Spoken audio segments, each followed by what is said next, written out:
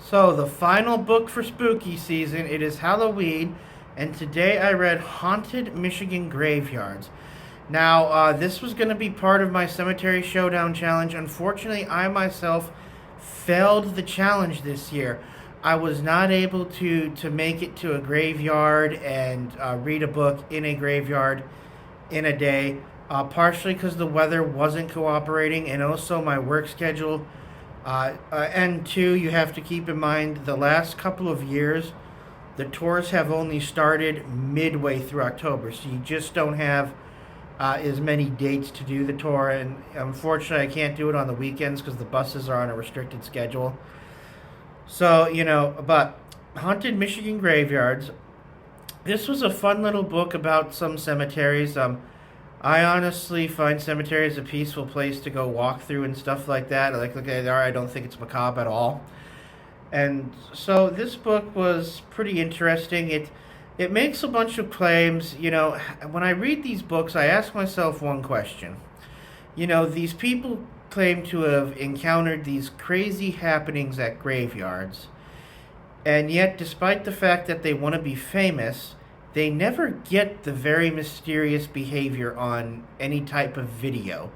You know, uh, the best example is the person claims that there's this uh, graveyard, and there's this location within the graveyard where you put something down, and if you just leave it unattended for a few seconds, the object will be moved but not very far away. Well, I would say this: why not just set up a video camera, step away for, a minute, and record the moving? That would be pretty interesting stuff. Uh, you know, um, Things like that kind of get to me when I read these books. And obviously, there's some parts in here where you're like, wait a minute, there's some obvious explanations for that. For instance, there's this one graveyard where people see a cat constantly go about, and they wonder why it's doing that. Well, okay, it's a feral cat. I don't understand why that's bugging me. Like, well, it doesn't seem to take notice of the visitors or whatever. Okay, so it doesn't care for humans. I get that.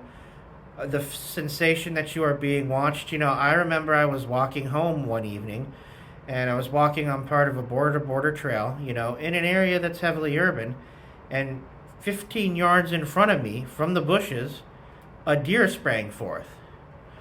I would not have noticed it if it hadn't have moved. It was probably alarmed by me, and that's why it did what it did. So, you could have the sensation that someone is watching you, assuming they're, kind of scientifically we can measure such a thing. Maybe something is actually watching you.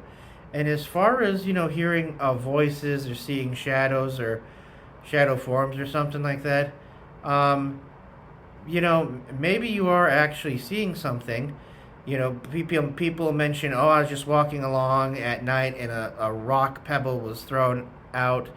Okay, that could be a prankster in the bushes. I myself have always wanted to pull off those kind of ghost pranks, but they can be a bit difficult. But nevertheless, they'd be very fun. And my favorite is they mentioned the children's laughter. Well, children are very small. I think they could hide somewhere and say something weird as an adult's passing by. So there's logical explanations for pretty much a lot of the stuff that's going to be in this book. And some of it's just common tropes like, oh, a form of white mist and stuff like that.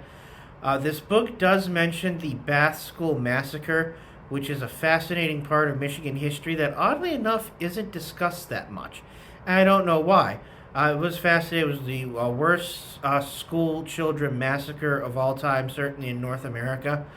And he mentions, it'll be, you know, probably not a coincidence.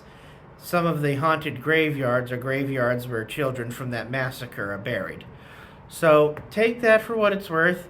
This is a fun read, and I think the author does a good job of keeping it respectful. When we talk about ghost hunting, that's part of a larger industry called the dark tourism industry. And sometimes they can be a bit offensive, so I'm glad he kept everything above board. Thank you.